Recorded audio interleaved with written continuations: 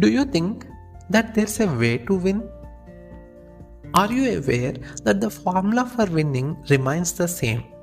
Whether you are a sportsman, a musician, a financial planner, a salesman, or a housewife. Hello, listeners. Welcome to yet another interesting episode of the podcast Giridhar's Gardi. You are with the host Giridhar. Well, this episode is all about the book The Winning Way, written by Anita Bogle and Harsha Bogle, which says how to win in the dynamic corporate environment.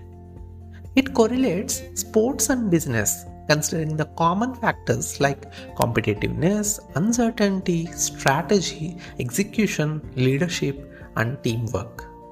It draws business lessons from sports. The book has expressively and compellingly laid out the ground rules of winning.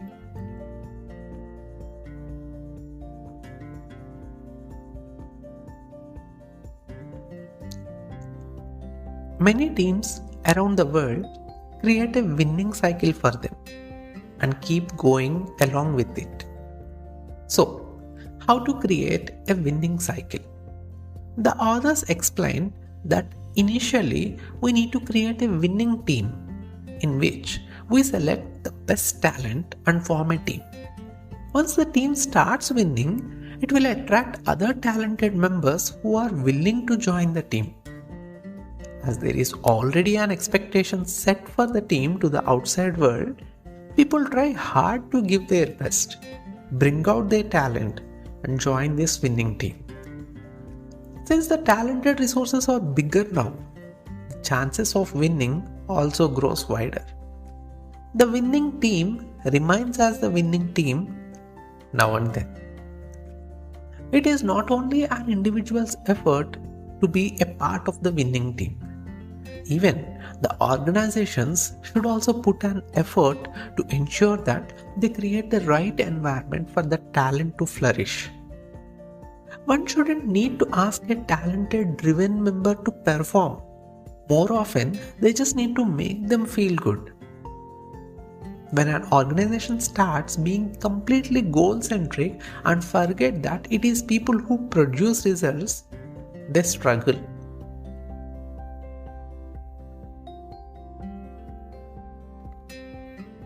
However, there's also a chance for the winning cycles to break.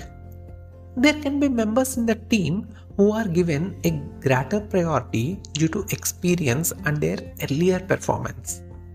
But if there is no room for fresh talent, teams can stagnate in performance and in thought process. Players need to be challenged all the time. It is what keeps them hungry and excited. When teams dither, hanging on to players because of sentiment or as a reward, they run the risk of getting stuck with a lot of players on the declining side of a product life cycle curve and end up losing a lot of players simultaneously. That is where Australia has been good over the years, nurturing players and backing them to the hilt while at the same time recognizing the need to create hungry teams. On the other hand, teams that win and win consistently begin acquiring an aura around them. People write about them, opponents read that and watch in awe. And when the time comes to compete, their rivals lack the self-belief so vital to a good contest. Losing becomes a self-fulfilling prophecy. This is one of the great truths in sport. And that is why a lot of matches are won and lost even before the match begins.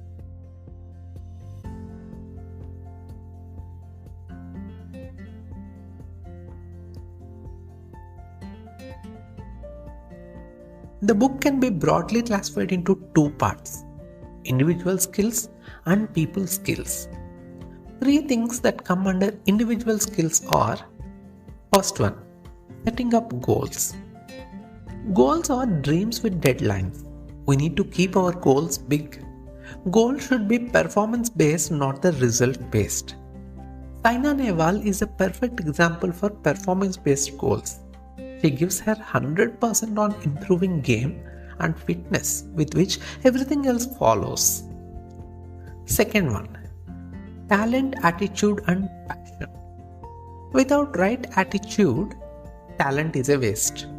To keep continuously winning, we need to use our talent with the right attitude in the area where your passion lies.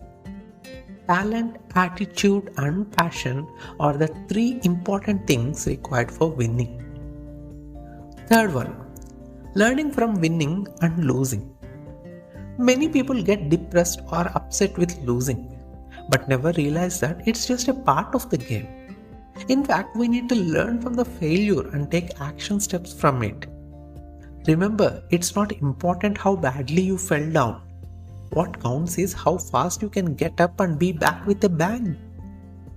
At the same time, you should also learn from the victories.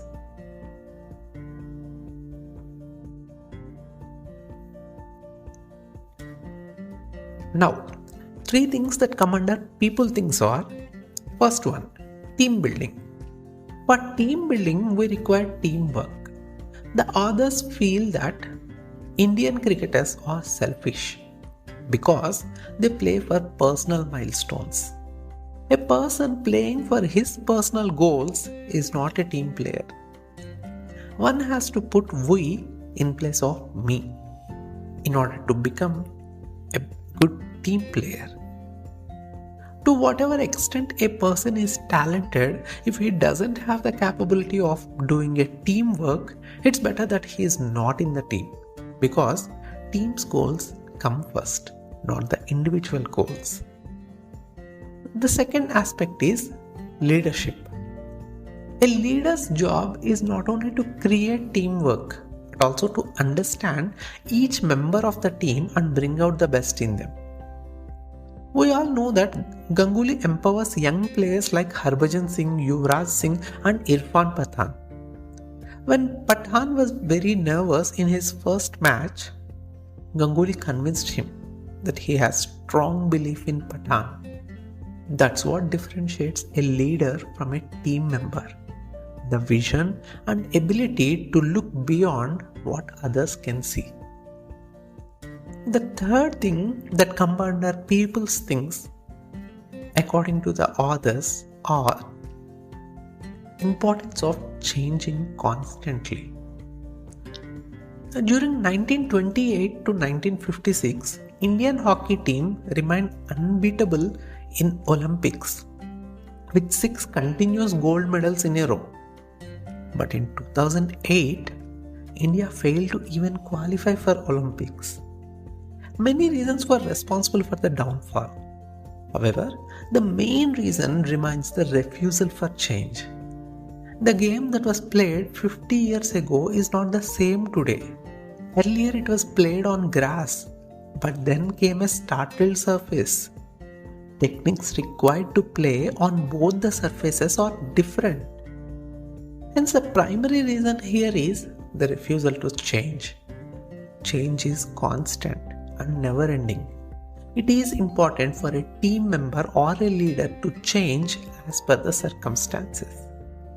Alvin Toffler was great in saying, the illiterate of 21st century will not be those who cannot read and write, but those who cannot learn, unlearn and relearn. On the whole, I would say the book inspires anyone to win in any area of their interest. I would suggest all the listeners go through it and you will get an amazing experience. Happy reading, happy learning. I will be back with another amusing concept next week. If you enjoyed listening to this episode, don't forget to like, comment, share and subscribe.